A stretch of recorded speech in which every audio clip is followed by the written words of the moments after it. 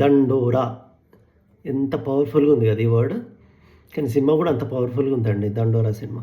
90స్లో నటించిన శివాజీ, తర్వాత సీరియల్స్లలో నటించే రవికృష్ణ, మన పాత హీరో నవదీప్ ఉన్నాడు కదా అతను, ప్లస్ గీతా మాధురి వల్ల నందు. ఈ 4 క్యారెక్టర్స్ అనమాట. అసలు ఎలా ఉంటుందంటే స్టోరీ లైన్ మొత్తం మన కళ్ళెదుట జరుగుతుందా అన్నట్టుగా ఉంటుంది. ఒక ఊరు వాతావరణంలో ఊర్లో ఎలా జరుగుతుందనేది కళ్ళెదుట జరుగుతున్నట్టుగానే ఉంటాయి అన్ని సీన్లు. అంత బాగా తీశాడు న్యాచురల్గా.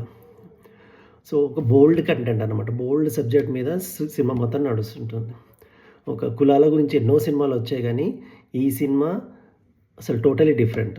లాస్ట్ హాఫ్ అన్ అవర్ ఒక ఆడకూతురు ఇచ్చిన జడ్జిమెంట్ ఆ ఊరు మొత్తం పద్ధతులన్నీ మార్చేస్తుంది, రూపురేఖలు మార్చేస్తుంది.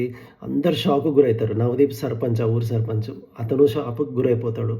సో ప్రజలందరూ కూడా ఏంది వాట్ ఇస్ దిస్ అని చెప్పేసి అందరు ఇట్లా ఆలోచిస్తుంటారు అనమాట. అదే ఎవరికి రాలేదు ఇలా ఆలోచన. ఈ ఒక ఆడకూతురు చెప్పడంతో నాకు అందరు కూడా బాగానే అనిపిస్తుంది, వీలవుతుందా లేదా అన్నట్టుగా ఉందన్నమాట.